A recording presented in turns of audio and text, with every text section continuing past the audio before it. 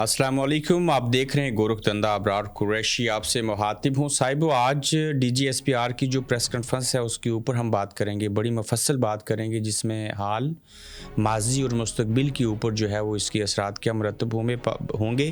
पाक फ़ौज के तर्जमान का बयानिया आज कैसे मौके के ऊपर दफन हो गया, कुत्ता, पागल, गद्दार जैसे अल्फाज का इस्तेमाल किया गया।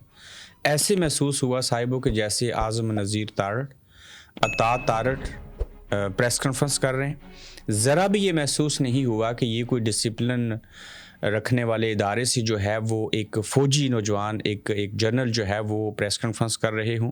तहरीक इंसाफ का जवाब तो सोशल मीडिया पे आ गया कि ऐसी की तैसी।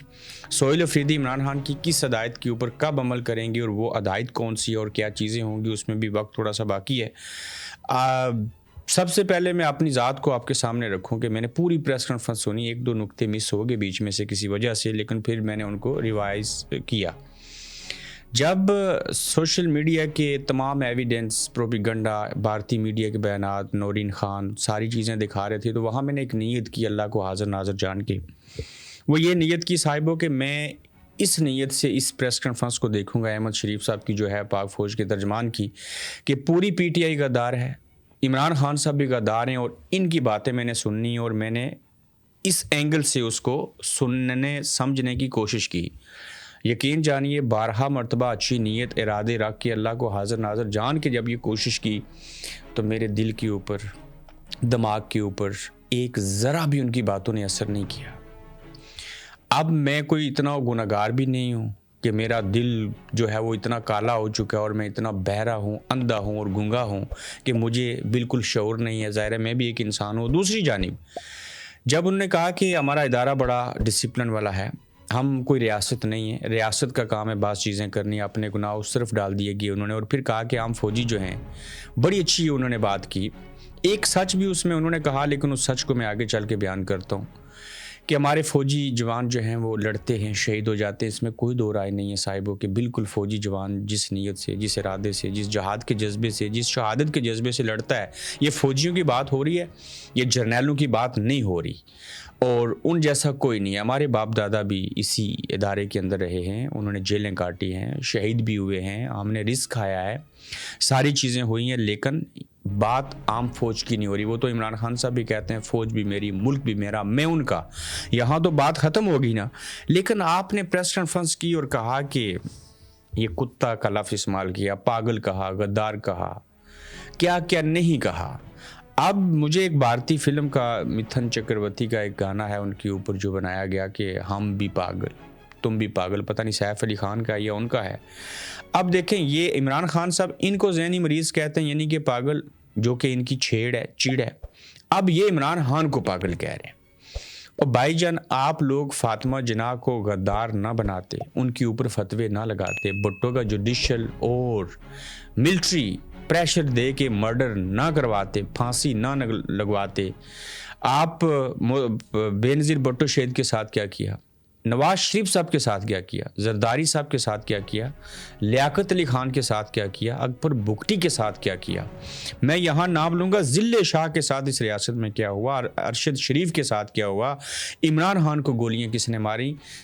और आज आप उन सब को गद्दार कहते कहते इमरान खान को पागल, गद्दार, और चीफ मिनिस्टर जो कि 4.5 करोड़ आवाम का नुमाइंदा, उसे कुत्ता कह रहे हैं।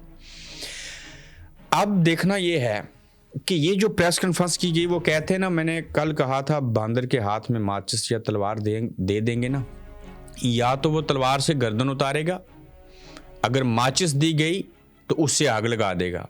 मिल गया माचिस बांदर के हाथ में है और तलवार भी है और बंदूक तो पहले से है, आग लगाए जा रहे हैं। इतनी तैश वाली प्रेस कॉन्फ्रेंस, मैंने पहले कहा, पता चलता था कोई तारड़ जो है वो प्रेस कॉन्फ्रेंस कर रहा है। वहाँ पे उस वक्त बोलती बंद हो गई जब मंसूर अली खान ने और जो जामी साहब है उन्होंने सवाल पूछा। अब मैं इसके ऊपर आ जाता हूँ कि जामी साहब का सवाल ये था कि ये बताइए कि कमांडर ऑफ चीफ जो है, और फिर ये जो आर्मी चीफ की मुद्दत मुलाजमत है और जो उसकी उम्र का तकाजा है, इसके हवाले से बताइए। वो उनको कहते हैं जी कि आपके पास इसके अलावा कोई और काम नहीं है करने को, हमेशा फ़ौज और जर्नैलों की बात करते हैं। کیا آپ پڑھے لکھے نہیں ہیں کہ سادہ لفظوں میں آئین کے اندر لکھے ہوئے الفاظ پڑھ لیں کہ اس کی مدت ملازمت یا باقی چیزیں جو ہیں وہ کیا ہیں؟ اس سے قبل وہ آرٹیکل 17 اور 19 جو ہیں آئین کے وہ پڑھ کے سنا چکے ہیں. اپنے فائدے کی بات ہو تو آرٹیکل بیان کرتے ہیں. جامی صاحب آپ سے سوال پوچھیں تو وہاں پہ آپ کو سانپ سونکھ جاتا ہے. اور پھر منصور علی خان نے, میں حیران ہوں, اتنا زبردست سوال کیا, اور انہوں نے کہا جی کہ آپ نے یہ عمران خان صاحب کا نام نہیں لیا, ذہنی مریض کہا, اینٹی اسٹیٹ کہا, یعنی کہ غدار کہا.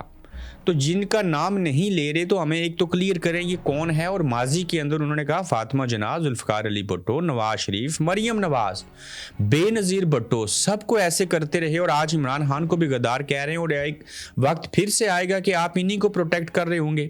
میں مثال دیتا ہوں, 2018 میں 2014 سے 18 تک نواز شریف کی حکومت کو ختم اور انہیں فارغ کرنے کے لیے عمران خان کی سپورٹ کیا اس فوج نے, اس ملٹری اسٹیبلشمنٹ نے نہیں کی.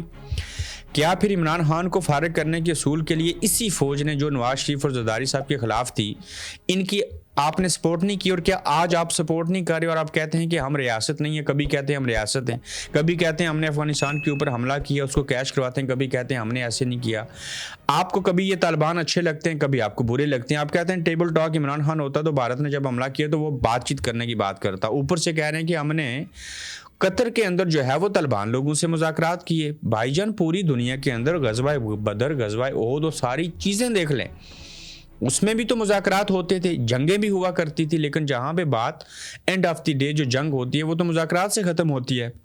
میں آپ جس عمران خان کو پاگل کہتے ہیں نا, اس عمران خان کے بارے میں چند چیزیں آپ کے سامنے رکھتا ہوں. اور خاص کر یہ کہ آپ نے جو موجودہ گزشتہ روز نوٹیفیکیشن اور ساری چیزیں ہو گئیں, اور اس کے بعد یہ جو غداری کے فتوے آپ دے رہے ہیں اور جو آپ کے اندر جوش اور ولولہ آیا ہے, کیا یہ عمران خان وہی نہیں ہے جس نے 1992 کا ورلڈ کپ جیتا تھا؟ کیا پاکستان کا سب سے بڑا غدار جو عمران خان ہے یہ واحد نہیں ہے جس نے ورلڈ کپ جتوایا؟ پاکستان کو 3 شوکت خانم اسپتال دینے والا غدار ہوتا ہے؟ نیمل ایجوکیشن سٹی بنانے والا کیا غدار ہوتا ہے؟ وائس چانسلر بریڈفورڈ یونیورسٹی کے یہ رہے, کیا یہ غدار تھے؟ یہ وزیر اعظم پاکستان رہے, کیا یہ غدار تھا جس کو آپ نے وزیر اعظم بنایا تھا؟ اقوام متحدہ میں ناموس رسالت پر پہرہ دار ٹھہرا, ایک تقریر کی جس کے بعد پورا دن منایا جا رہا ہے. کیا یہ کوئی غدار ایسے کر سکتا ہے؟ ملک کی سب سے بڑی اور دنیا کی 10ویں بڑی سیاسی جماعت کا سربراہ کیا غدار ہوا کرتا ہے؟ اور تم پوچھتے ہو اور یہ سوال اٹھاتے ہو کہ تم ہو کون؟ ذہنی مریض. یہ وہ ہے جس کا تعارف میں نے آپ کے سامنے رکھا ہے, یہ ہے. تو اگر آپ کو عمران خان کی شکل پسند نہیں ہے, آج عمران خان واحد آدمی جو آپ کے سامنے ڈٹ گیا ہے, جس نے آپ کے سامنے سرنڈر نہیں کیا, وہ آپ کو برا لگنا شروع ہو گیا ہے. کیوں؟ کہ وہ آپ کی بات جو ہے وہ نہیں مان رہا. اس کی وجہ یہ ہے کہ وہ آپ کی باتوں کو اچھا نہیں سمجھتا, اسے ملک کے اندر جو ہے وہ بہتری لانی ہے. حامد میر صاحب کو سوال کرنے کا موقع نہ دیا گیا, بڑے جوش اور جذبے میں پریس کانفرنس کی گئی. جب وقت آیا مشکل سوالات کا تو پریس کانفرنس ختم ہوگی اور کہنے لگے کہ آپ کے ٹی وی چینلز کو کوئی اور بھی کنٹینٹ چلانا پڑے گا. D G S P R صاحب 2 گھنٹے آپ بولتے رہے, اور جب مشکل وقت آپ کے اوپر آیا اور آپ کو یہ یاد آیا کہ ان ٹی وی چینلز کو کچھ اور بھی چلانا ہے, اور بھائی آپ کی مرضی کے بغیر تو حامد میر صاحب جو ہیں وہ لائیو پروگرام نہیں کر سکتے, ان کو ریکارڈڈ پروگرام کرنا پڑتا ہے.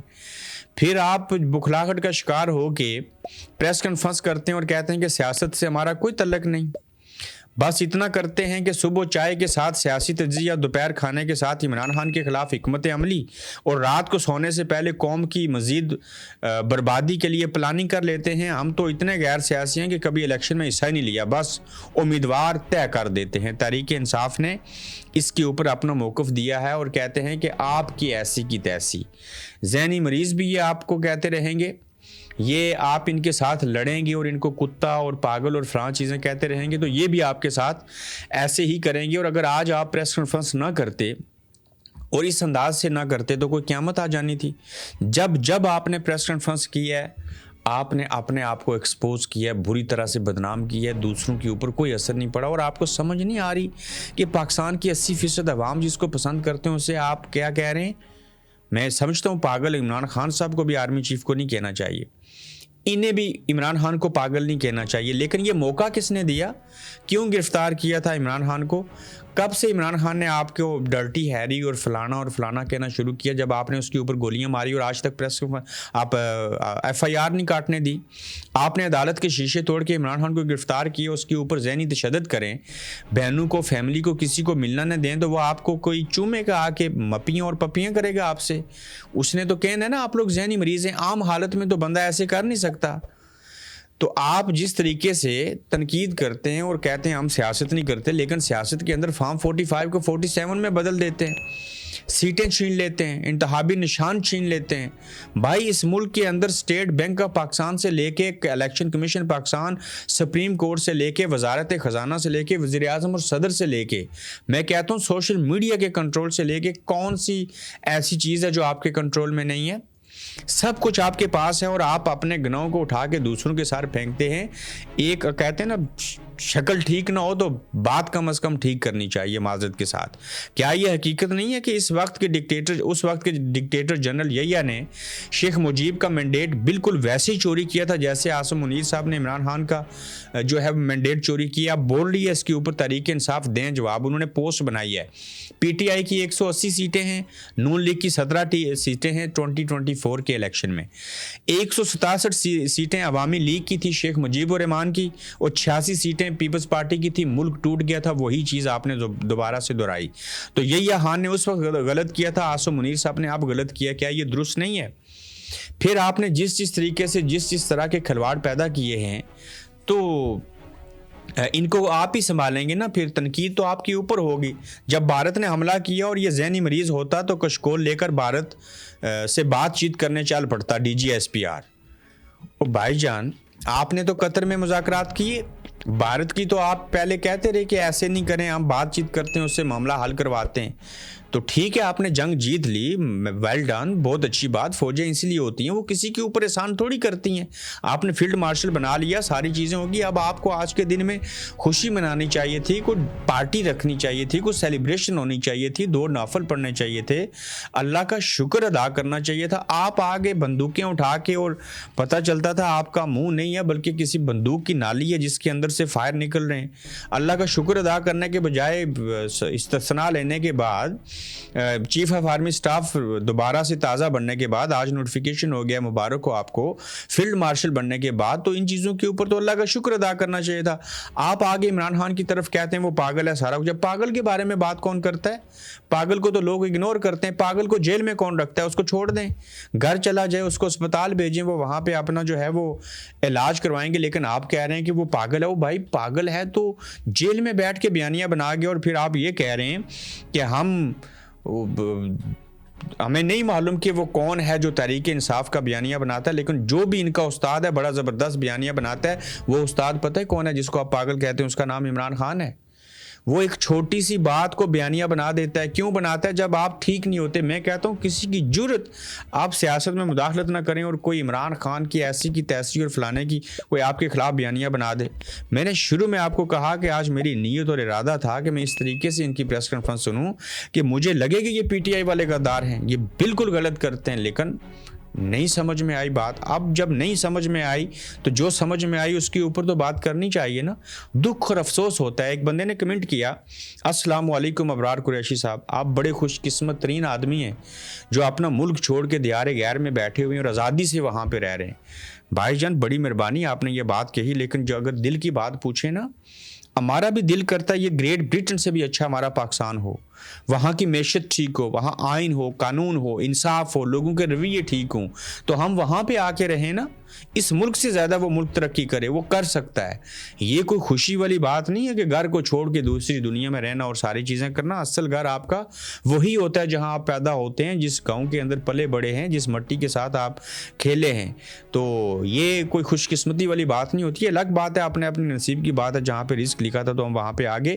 D G S P R صاحب یہ بتانا بھول گئے کہ 9 مئی کو پاکستان کے کون سے قانون کے مطابق رینجرز نے ملک کے سابق وزیر اعظم کو عدالت کے ہاتھے سے توڑ پھوڑ کر کے اغوا کیا تھا؟